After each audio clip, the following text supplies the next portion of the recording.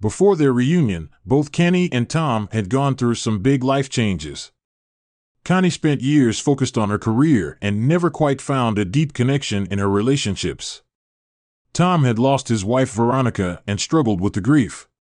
These experiences led both of them to rethink about what the future holds for them, wondering if it's too late for a fresh start. Their families had been close for years. Connie had admired Tom from afar, and after her sister's passing, she spent more time with him. The emotional support they shared grew into a deeper bond they hadn't expected. But both felt the connection was unique and comforting as they drove to Tom's house. They spent some time thinking about how their relationship had changed. Neither of them wanted to go back to how things were, but they weren't sure if they could move forward either. Connie was eager to move forward, but Tom was more hesitant. He was still committed to the relationship, but he wasn't sure when he should tell others about it. "Come on in," Tom said as they pulled into his driveway. "The boys aren't home, so we can talk." "Can we talk?" "I'm Detective Sergeant Pavel Janich. This is Detective Philippon. We're here to discuss your wife's disappearance on April 23rd, Tom replied. "I thought I covered everything with the Coast Guard. There have been a few new developments since then." "How would you describe your relationship with your wife, Mr. Lynch?" "It was great. We'd been married 18 years. There were no problems until the accident, and there were no marital issues." Tom said firmly, "What's going on here?" "Do you know a man named Brandon Collingsworth?" Janich asked. "Should I call him?"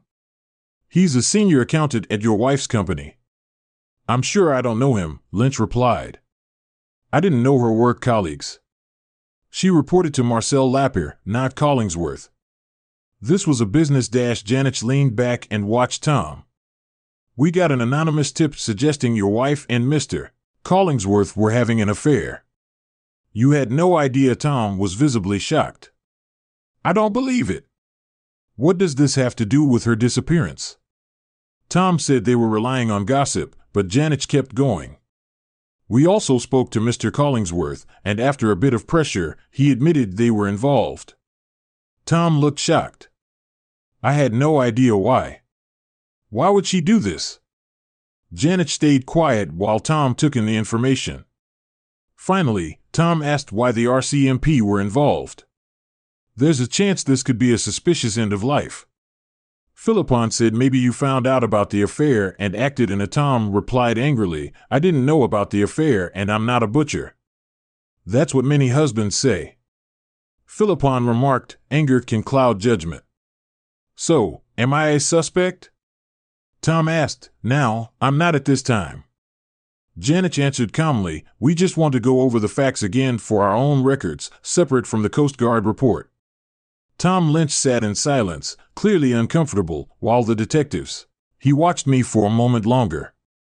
"From now on, if you want to talk, my lawyer will be here," he said. "That's fine," Philippon replied. "We were in the Southern Straits race, like we had been for the past 6 years," Tom began. "The weather was supposed to be rough, but nothing like what it turned into. My boats had radar, GPS, and Veronica and I had plenty of experience, so I wasn't worried. We took 4 shifts at the helm. I was on from midnight to 4:00 While Veronica was asleep, I had coffee and energy bars to stay awake. The storm got worse after I took over, and the radar showed it was going to be rougher than expected. I put on my survival suit and left Veronica at the bottom of the companionway in case she came on deck.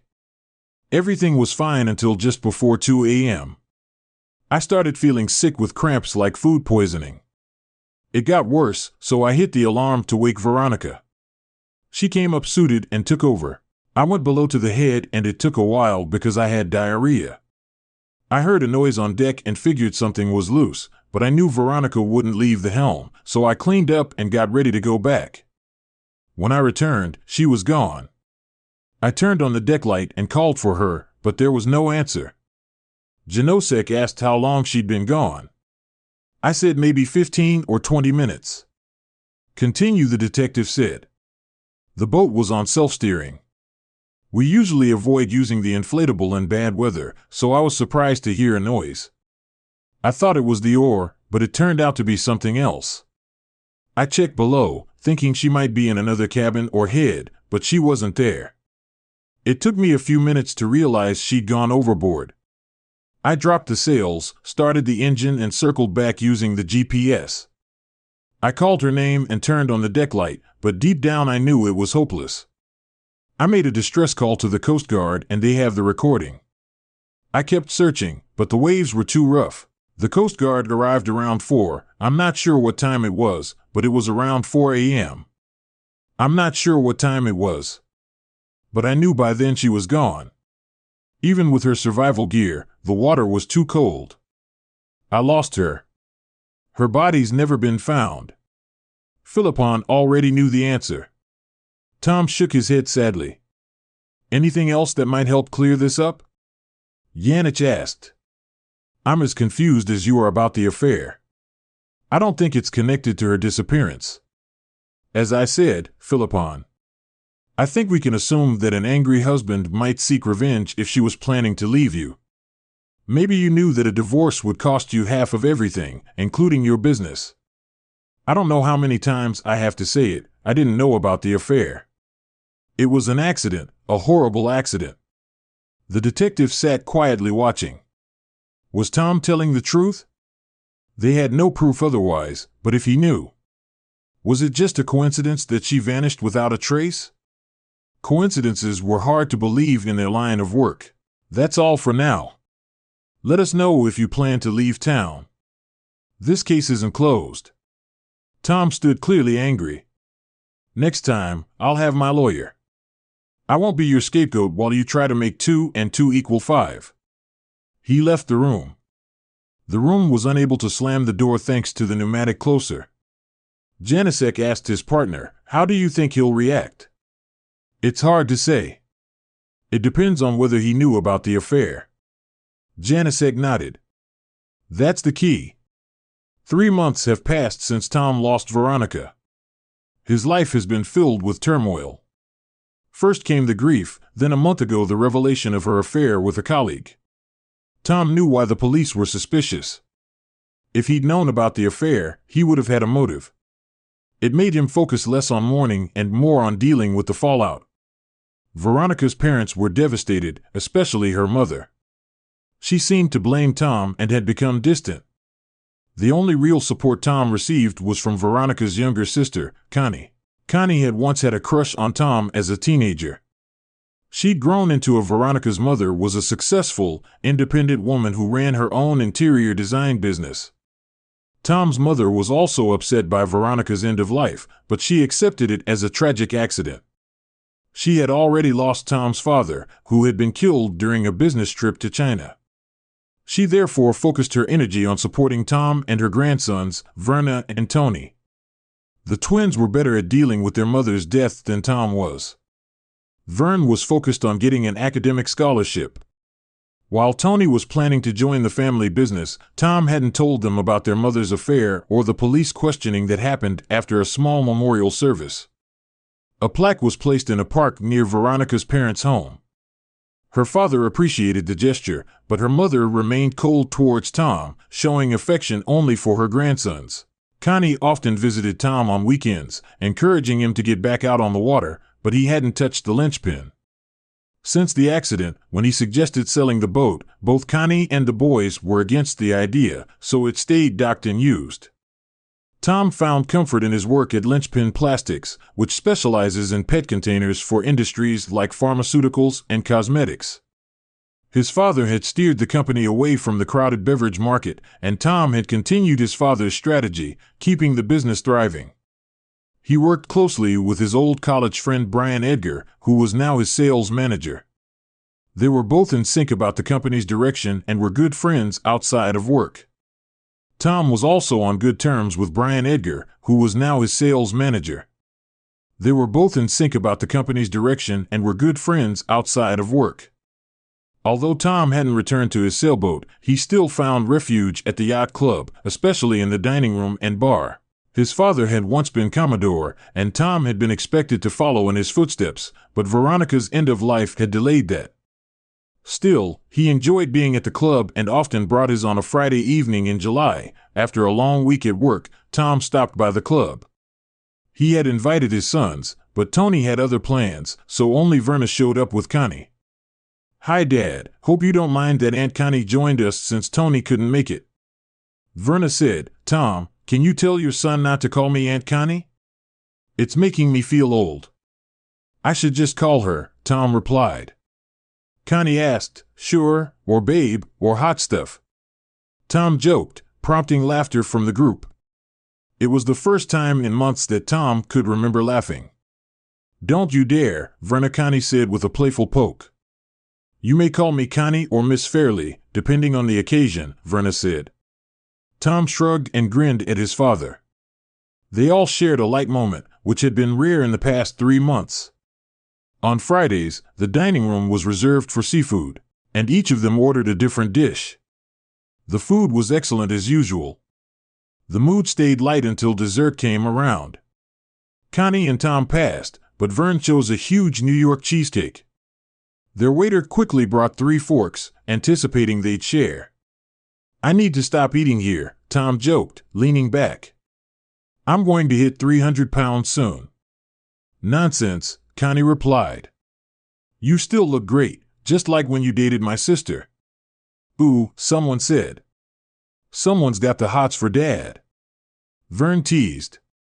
"Careful. This is family, not one of your teenage chats." "Oh," Connie said. "Vern. I didn't mean any harm." "Right, yeah, sorry, Dad." Vern said, looking concerned.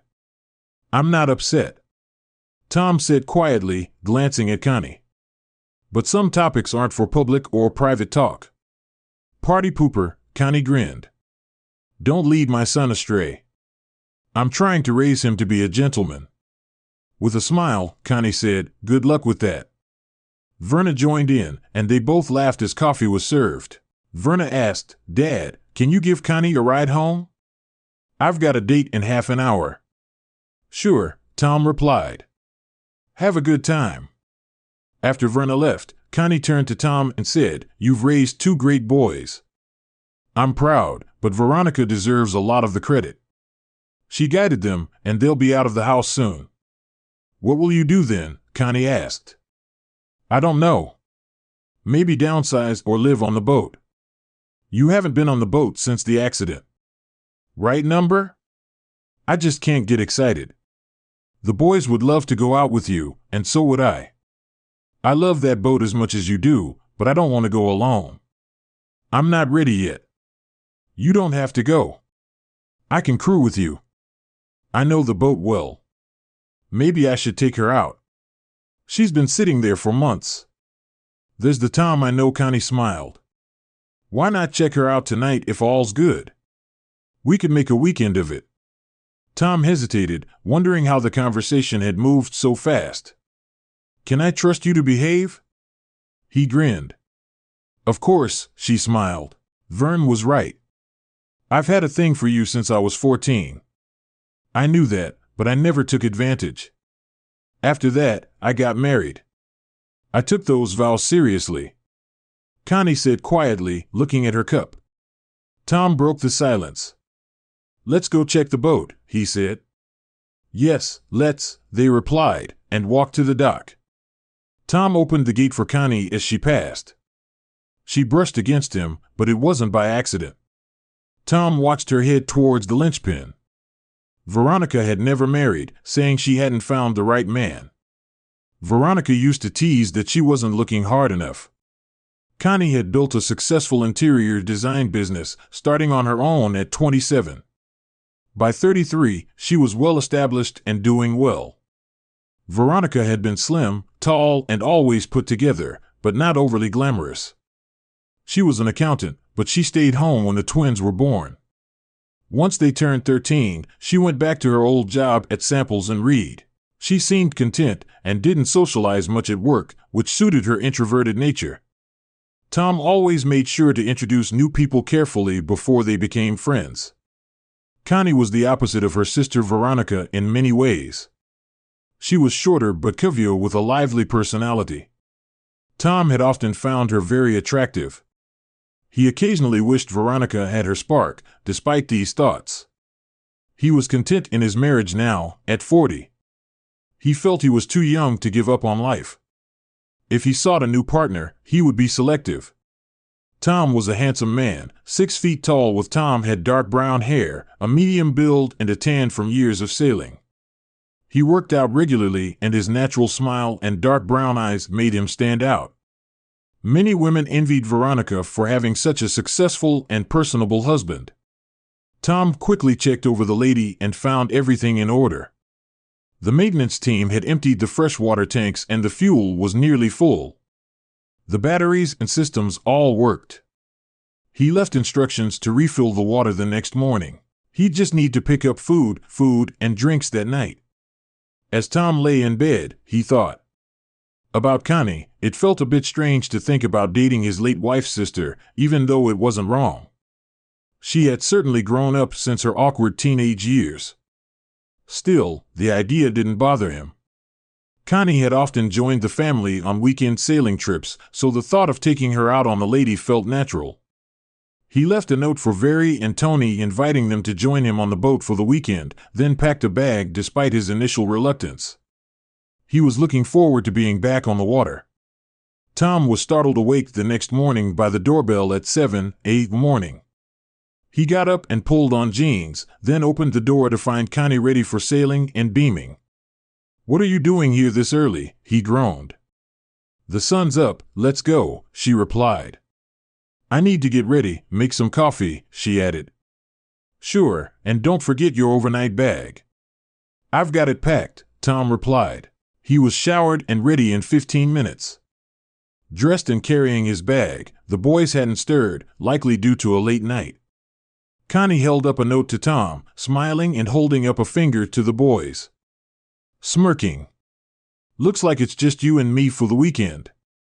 Tom smiled faintly. "We need groceries." "Nope.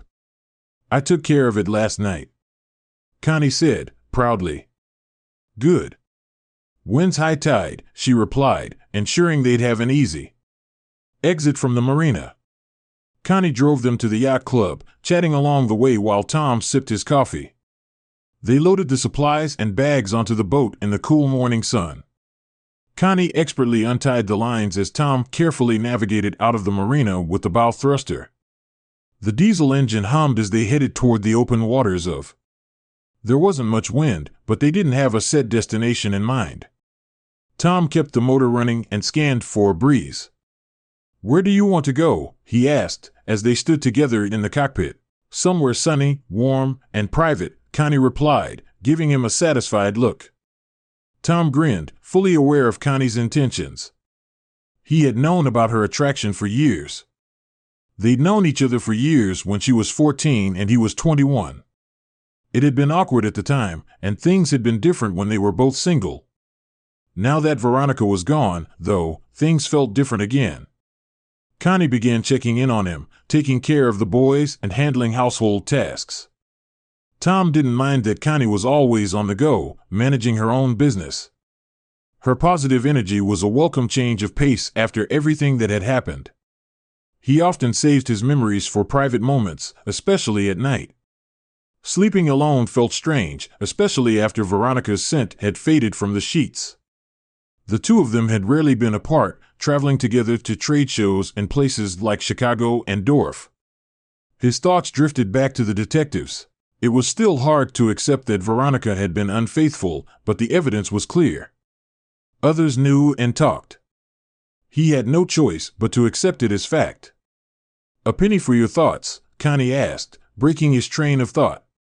"Just reminiscing," Tom lied. "Tom, you need to stop. Grieving for your son, and even my parents have accepted it. You have many years ahead that could be happy if you let them." He nodded. "I suppose you're right. Is that what this weekend is about exactly? You're still young and what happened wasn't your fault. It's time to move forward. You know I'm here to help." Tom smiled. "You've been a great. I've been there for you, and I know it's made a big difference. So, where are we headed? I thought maybe we could stop at Anchor at Winter Cove." What do you think? Perfect. Let's do it. Tom made his way below deck and noticed the wind was finally once they'd finished their snack, they could set sail. His father had bought the linchpin lady from a business associate who was going through a divorce. He then refurbished it to modern standards.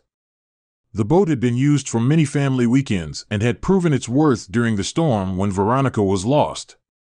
Tom couldn't help but wonder if he could have done something differently to save her, but then there was the affair, the confusion and regret. He returned to the cockpit with coffee and a Danish, and they ate in comfortable silence, enjoying the view as they sailed west into Georgia Strait. They turned south toward the Gulf Islands later. The waters were calm, though. After their snack, they kept an eye on ferry traffic. Tom and Connie were a well-practiced team. The winches made raising the Genoa and mainsail easy. The boat wasn't built for speed but was a comfortable cruiser, perfect for them. The wind was still light, but they made good progress under sail, gliding over the gentle chop. They also needed sunscreen because it was a bright day. Connie was in charge of the helm, as she often had been on previous sailing trips. Tom had always appreciated her help on deck and in the galley. By late afternoon, they arrived at Winter Cove on Staten Island, their favorite place to drop anchor. The spot was free, so Tom carefully guided the lady into position while Connie handled the anchor, following his directions. The cove was sheltered from the wind, and they settled in comfortably for the evening when Tom was satisfied with the anchor. He signaled Connie to cut the engine, and the sudden quiet was always striking, no traffic or planes and the jet skis. They'd gone for the evening, leaving them in peaceful solitude. "What's for dinner, Connie?" Tom asked. "Pork and beans on a paper plate." She joked with a straight face, "You liar." Tom laughed. "What did you really bring?" "A variety of cold cuts, cheese, cold salad, fresh rolls, and lemon tarts." "Sounds healthy." Tom grumbled. "What about wine? Do you still have that Spanish red?" "Red Castillo, something. Yep, I'll start with a bowl. I opened the cooler. I'll handle dinner while you set up the table." Connie offered. They set up at the back of the cockpit, enjoying the last of the sunlight. Tom grabbed the bottle from the cooler and opened the Spanish red to breathe. They clinked glasses, silent toast. The food exceeded Connie's modest description, and there was plenty left for the next day. "I'm glad you decided to do this, Tom." Connie said, "Go sailing, yes, and invite me along." "Wasn't it your idea, Tom?" she teased. "Would you have gone without me?" After a pause, Tom admitted, "No, probably not." No regrets. They ate quietly, enjoying their wine and the peaceful surroundings. After a while, Connie spoke again. "Tom, do you know the 5 stages of grief?" Tom looked at her, surprised. "Yeah, vaguely. Denial, anger, bargaining, depression, and acceptance." "Right. Exactly where do you think you are?" "I haven't thought about it much. There's no denying Veronica's gone. I was angry at myself. I went through a period of depression, but I think I'm working through it. The pain is still there, though, so are you nearing acceptance?" "It's more complicated than that. There are things I found out that change everything." Connie was furious. "How did you find out? I don't want this getting out to the family. It would hurt too many people." "She's gone, so what's the point?" "I agree it would devastate my parents and your boys." Tom took a moment to collect his thoughts before explaining that the RCMP had called him in for an interview about the accident. At first, it seemed routine, but then they asked about a senior manager at Veronica's office. He was unfamiliar with him, but they hinted at an affair. Eventually, the guy admitted to it. It had been going on for months. I was taken aback. "How could she do this to you?" Tom shook his head. "I had no idea. The police even wondered if I knew about it and did something to her." Connie sat silently, processing the information. After a long pause, she asked, "Is that why it's been so hard for you to move on?" Tom nodded. "Not only did I lose her, but I also can't understand why she betrayed me, the boys, and all of us. Connie sighed. My sister was always selfish. We never got along growing up. Maybe she resented me for being you were the younger, unexpected child who got a lot of attention. When you came along, I could see her scheming. She knew you were a catch, handsome, smart, and set to inherit your dad's business. She knew exactly what she was doing. Tom listened quietly as Connie spoke, a hint of dark humor in her voice as she reflected on their shared history with Veronica. Tom chuckled, knowing Connie wasn't revealing anything new about her feelings for him. I was helpless, Connie said. I was too young and awkward back then, but you were always kind to me. You were my Prince Charming, even though I knew I'd lose you to my sister. I used to cry myself to sleep, wishing I was older and prettier. Once I got older, she stopped giving me a hard time because she had you in the life. You were never ugly, Tom protested. You were just growing up. By the time you turned 16, you were beautiful, and you've only gotten more beautiful since. I'm surprised no one swept you off your feet. Connie gave him a serious look. You don't get it. I was waiting. For you, every guy I dated was compared to you, and none of them measured up. Tom was surprised, leaned back and sighed. You waited 20 years for your sister to mess up. She nodded, but it was futile. I know Veronica had you and everything she wanted. You gave her everything, new cars, vacations, a big house. And she took you for granted. I never knew. Tom admitted, I thought I was just giving her what she deserved for being a good wife and mother. There were no signs she was unhappy or cheating. She was selfish. Connie, she said that even though she had everything she wanted, she still wanted more, like a lover. I knew she'd mess up someday. You really didn't think much of her, did you? Tom said sadly.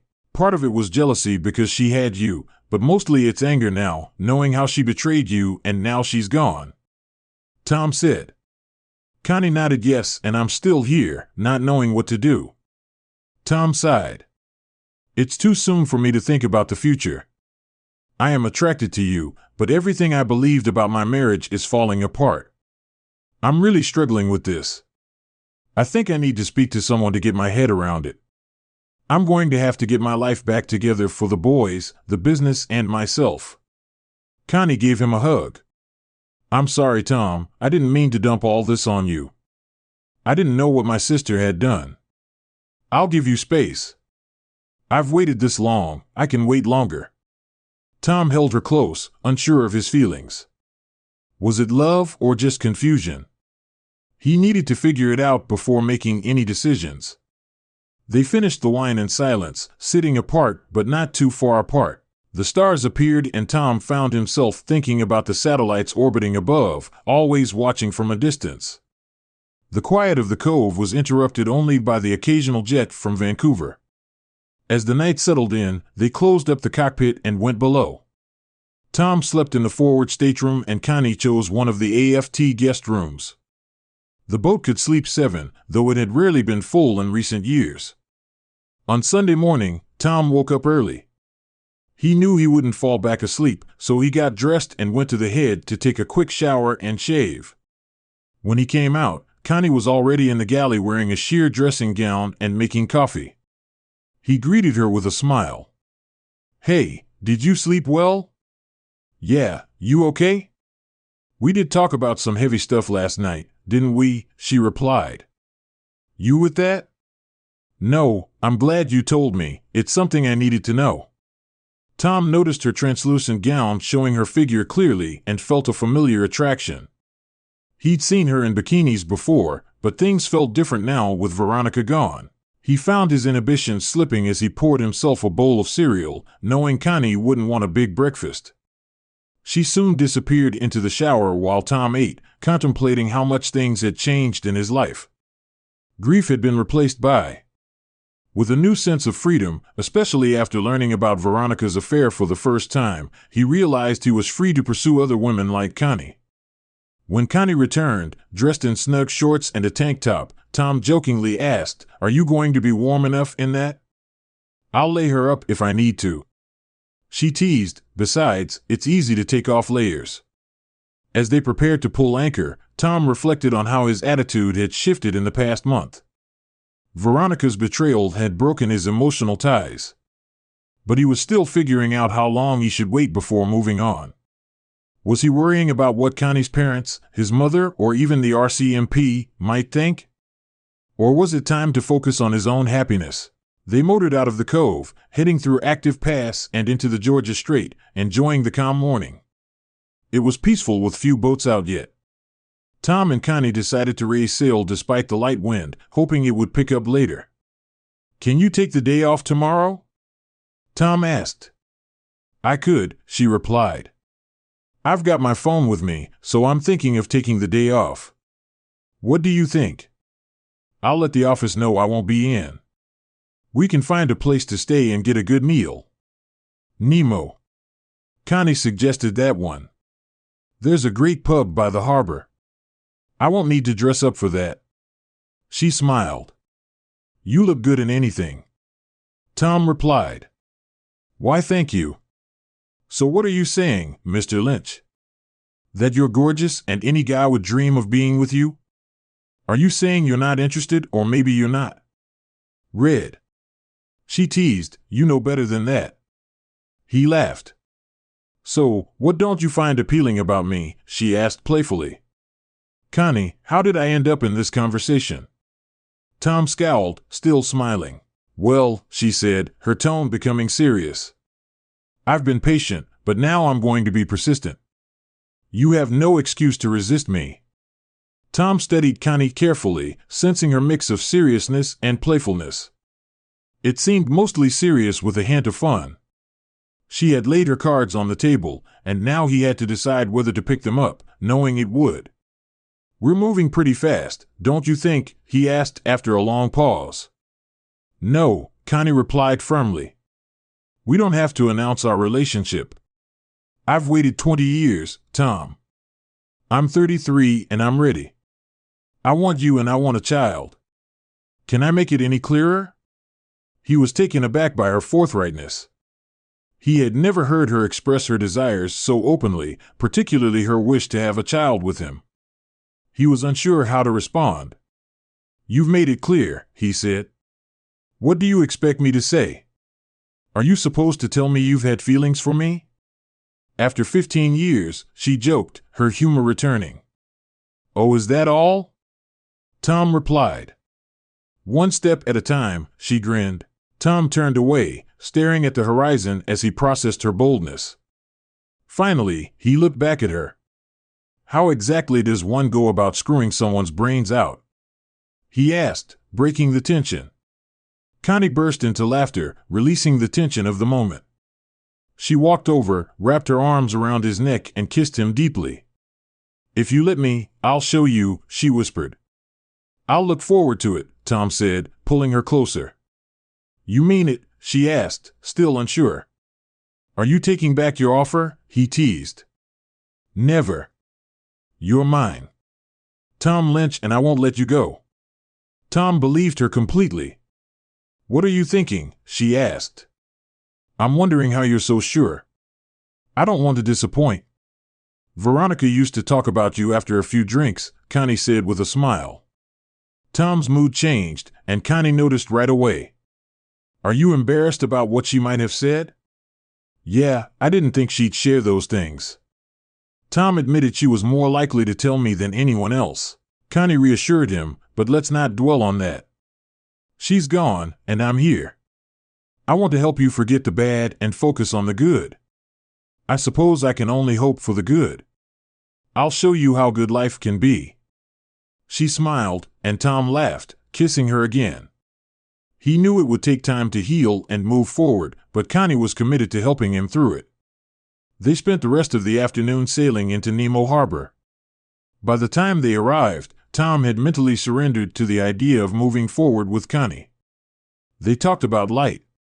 They covered a lot of ground, but Tom knew there was still much to learn about the woman who was so determined to be part of his future. Connie had pushed him to make a decision, jump or walk away, and he had chosen to jump. She was excited but remained patient, knowing they had too much in common for it to fail later.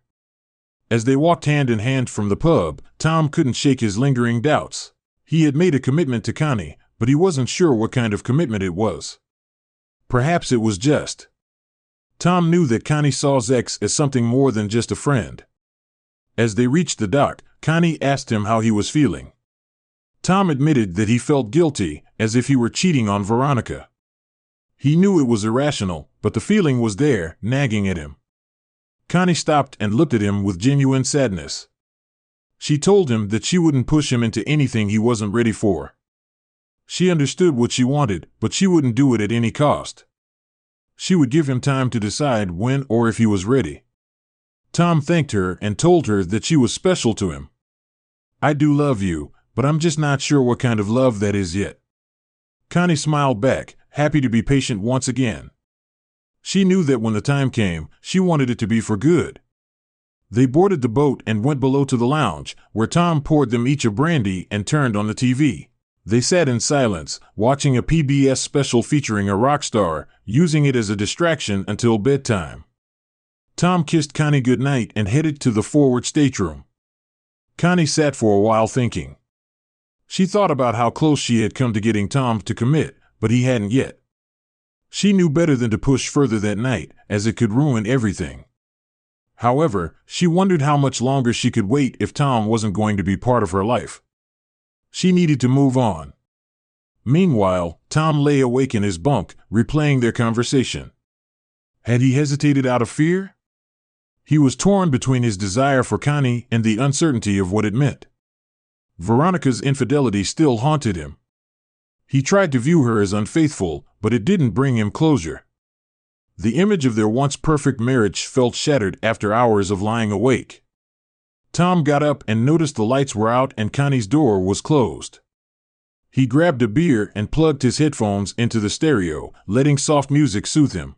He eventually dozed off, but his dreams were vivid. He saw Connie crying, Veronica's scent lingering, and a soft kiss that startled him awake. When he opened his eyes, Connie was kneeling before him. He saw her smiling, and he realized it was her kiss, her scent. He rubbed his eyes and took off his headphones. "I must have fallen asleep," he muttered. Connie grinned, holding up the half-empty beer bottle. "Drank yourself to sleep?" he asked. "It's about 2 a.m. "You were dreaming pretty intensely," she said, "talking in your sleep." "Veronica never mentioned that," Tom replied. Connie leaned closer. "You were crying in my dream," Tom blurted out. "I wasn't crying," he added. Connie gave him the reassurance he needed, suggesting it must have been in the dream. Tom took a moment to collect himself before admitting, "I didn't want to hurt you in the dream." Connie, still kneeling with her arms around his thighs, looked up at him and asked, "You care for me, don't you?" "I do," he replied. "I'm just trying to figure out if it's more than that." After a long pause, Tom looked into her eyes and asked, "Connie, will you stay with me tonight?" She nodded and helped him up, leading him to his stateroom, knowing this was the moment she had been waiting for. The next morning, Tom woke up with Connie's body pressed against him. He glanced at the clock. It was past 8. His mind wandered back to the previous night and the dream. What did it all mean? He wasn't sure, but one thing was clear. He had made love to Connie, and it felt right. Connie stirred and smiled. "You're awake?" Tom nodded. "I was thinking about last night. I wanted it to be perfect for you." "It was," she said, with a contented yawn. "I've never felt so good." Tom smiled. "I don't want this to be a one-time thing." "Time thing, I can't do that," Connie said with a grin. "Did you really think I'd be okay with just one night?" Tom sighed. "I don't know. My head's a mess." She wrapped her arm around him, pulling him closer. "I'll make it better, Tom. I promise." He held her tight. "I believe you, Connie. I really do." He steered the lady towards how the wind had shifted west, speeding up their journey. It was a quiet Monday morning with little traffic on the water. Most people didn't have the luxury of skipping work that day. Connie thought about the past night and morning and was amazed at how their relationship had changed. What had started as the surprise had become love, and it was more than she'd expected. Making love with Tom had been perfect, and it confirmed that he was everything she'd dreamed of for years. Now, being with him felt like a dream come true. They reached Fisherman's Cove at half-tide, which made docking easier. Connie quickly tied off the boat, and they silently loaded their gear onto a cart and headed to the parking lot. The drive back to Tom's house was quiet, with both lost in thoughts about how much had changed. The relationship was different now, and there was no going back, though neither wanted to return to the way things were. When they arrived at Tom's house, he invited her in, knowing that Mrs. Calderon, the housekeeper, greeted them, surprised by their early return. Tom and Connie made their way to the deck with glasses of wine, where they could talk privately. After some hesitation, Tom finally asked, "So what's next? Is it too soon to tell the boys or our parents?" Connie thought for a moment. "I don't think we need to rush into telling anyone yet. We're still getting used to this ourselves.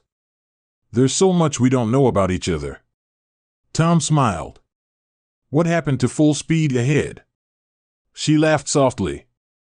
"What if our parents think we're moving too fast? What about the boys? I think they might already suspect something. I feel comfortable around them, and I think they're comfortable with me." Tom looked thoughtful after a pause. Connie reached for his hand, giving it a reassuring squeeze, but they remained quiet. Meanwhile, Mrs. Calderon watched. By the end of the afternoon, they'd agreed to keep their relationship private for a while longer. Tom doubted they could keep it secret for 3 months, but they were willing to try for a while. Things went smoothly. August was hot and dry, and Tom and Connie spent every weekend sailing on the Lady. The boys were never interested and always found reasons not to join, which gave Tom and Connie the privacy they enjoyed when the boys returned to school. Not much had changed for Tom. He was glad they'd be home most nights. The chaos after Veronica's end of life had overshadowed the months from April to June. During the summer, Ver balanced studying for his Tom was busy with his scholarship exams and spending time with his girlfriend while Tony worked at Lynchpin Plastics in quality assurance. He was also thinking of Connie every day, eagerly waiting for their weekends together. He grew more certain of his love for her, and thoughts of Veronica faded. His dreams of her had stopped. He'd replaced those memories and realized he rarely thought about Veronica anymore. But on September 1st, Tom got a call from the family lawyer, Malachi Wise. "Hello, Tom. It's been a while. How are you?" Malachi asked. "I'm fine. What's up?" Tom replied. "I wanted to ask why you haven't come in to discuss Veronica's will. I probably should have. I could have called sooner, but there didn't seem to be any rush. I hadn't thought about her will. She hasn't been declared officially dead yet, just missing and presumed drowned. True, but we can still review the will, just not act on it yet. Let's set up a time to go over it and tie up a few other loose ends from her estate." "Okay, Friday before noon." Tom agreed to meet Malachi on Friday. They went for lunch and caught up. Tom told Malachi how he'd been spending time with Connie and how she'd helped him move on after Monica's death. Malachi asked about the boys, and Tom said they were doing well at school. Once they'd finished eating, Malachi brought up the reason for their meeting. "Tom, did you know that Veronica added something to her will just 2 weeks before she disappeared? You can read the letter now if you like." Tom was puzzled, and this was just before the accident. "On March 29th, a little under 3 weeks before she disappeared, I have no idea what it could be about.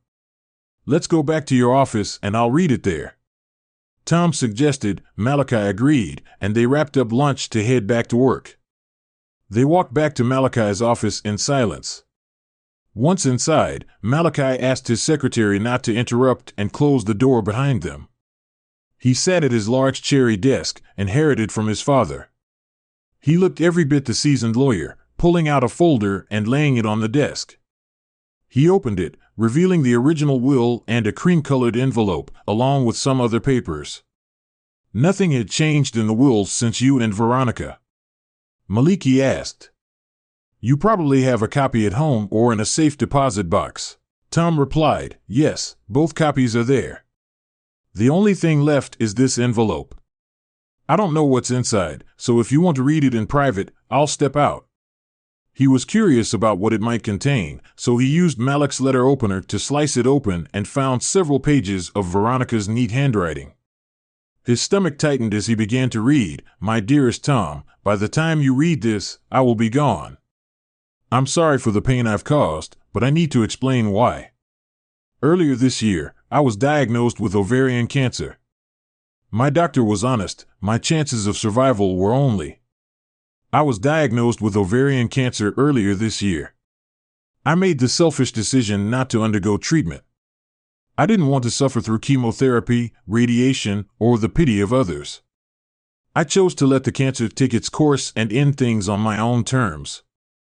I've kept this secret from you and everyone else. I didn't want anyone to suspect.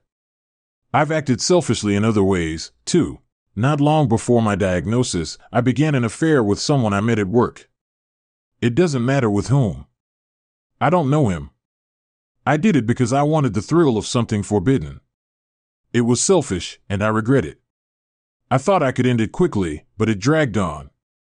I compared him to you, and he failed in every way. It wasn't worth it, but I did it for me.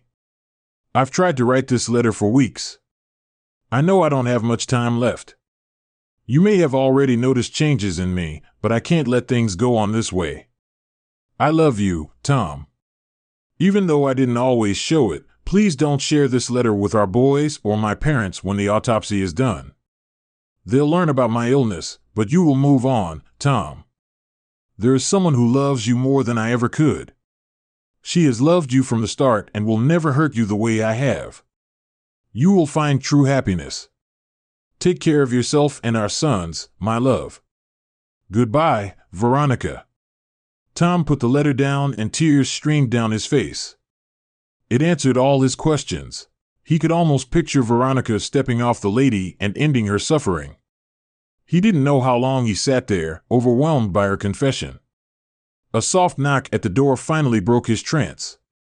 "Come in," Tom said, wiping his eyes as Malachi entered. His expression was full of concern. "Are you okay?" Malachi asked gently. "I don't know," Tom replied. Sinking into his chair, Tom read the letter, which was a confession. Veronica had terminal cancer and planned to end her life. She never told anyone, but there's more. Malachi asked, leaning in. Tom handed him the letter, and Malachi read it in silence, his eyes widening as he processed the revelations. After finishing, he shook his head in disbelief. "I never would have imagined," Malachi trailed off. "Tom, I should also tell you something," he added. "Months after Veronica disappeared, the RCMP called me in. That's when I learned about her affair. They asked if I knew the man she was involved with. When I said no, they told me he'd admitted to the affair and hinted that I might have had a motive for damaging her." Tom was shocked, and I denied knowing anything. "Of course, they let me go, and I haven't heard from them since." "You should have called me, Tom. That would have put you in the picture." Malachi said, "I know it's a dangerous situation, but I didn't think they'd accuse me of anything. I wouldn't be so sure. The police sometimes take their time building a case. You need to act now." "What should I do?" Tom asked. "What do you think we should do?"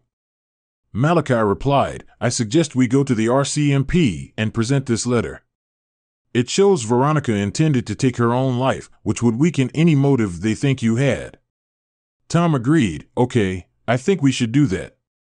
It had been months since I'd heard from them, but I'd follow your lead, Malachi. He set up a meeting with the officers Janich and Philippon at the RCMP headquarters. They presented the letter along with a sample of Veronica's handwriting. After reviewing it, the officers seemed convinced that Veronica had planned her own end of life due to her illness. An hour later, they left confident the case would soon be closed. Malachi promised to petition for an end-of-life certificate. There wasn't much to distribute from Veronica's will. Mostly it was her jewelry, clothes, and car. Tom decided that Veronica would inherit the car to commute to SFU and that the jewelry would be kept for his son's future wives, except for a diamond pendant that Veronica had left to Connie. A piece that Connie had always admired in an odd way. The letter gave Tom closure. He understood why Veronica had chosen to leave, even though she wished she'd given him the chance to say goodbye. As for her affair, it would remain a secret between Tom, the police, and Malachi. She didn't want her memory tarnished by it. When Tom got home, she called Connie. "Can I come over? I have something to show you." "Of course," Tom replied. "When will you be here?" "I'll be there in about half an hour. I'll let Mrs. Calderon know I'm out for the evening. I'll have something ready for us," Connie replied. Her voice was warm and true to his word. Tom parked his Audi at Connie's townhouse. Half an hour later, as he approached the front door, it opened before he could knock, revealing a smiling Connie.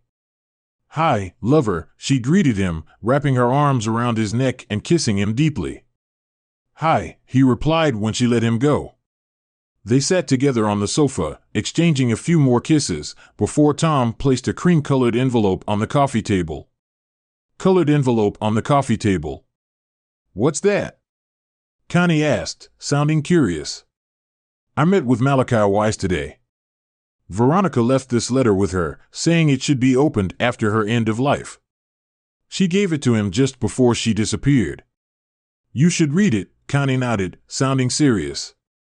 He handed her the letter and poured 2 glasses of wine while she read. When he returned, he saw tears running down her face. She finished reading, put the letter down, and gave Tom a hug. "I had no idea," she whispered. "She hid everything so well. I know she fooled all of us. It explains what happened that night on the lake." Connie wiped her tears. "My poor sister. She was hiding her illness. She really was a great actress. Now I need to be careful. Cancer runs in families. I hadn't thought about that." Tom admitted, "We can never tell my parents. We need to think about whether we tell the boys or my mom. I don't think they need to know. I'll put the letter in the safe deposit box, but if you'd rather I destroy it, I can." "I don't know," Connie said, her voice shaking. "Let's just put it away for now and decide later." "Okay." Tom said he'd store it tomorrow. That night, dinner was quiet. Later, they sat together on the sofa, half watching TV but too distracted to focus. Eventually, Connie took Tom's hand and led him to the bedroom. They made love with tenderness, as Tom knew Connie needed comfort, not passion. He stayed with her that night. That night, she realized that she needed his warmth and presence. The letter had changed Connie's feelings towards her sister. She could almost understand why Veronica had acted the way she did, but the affair, which started before the diagnosis, still confused her. What surprised her most was Veronica's acceptance of Connie's. Tom's love for Connie was almost as if she didn't know her sister at all. Later on, as they lay in bed, Tom spoke softly. "Connie, I think it's time we tell the boys and our parents about us. I love you and want to marry you. Everyone should know." Connie smiled. "I want that too. Tomorrow will be a new day for us," he said.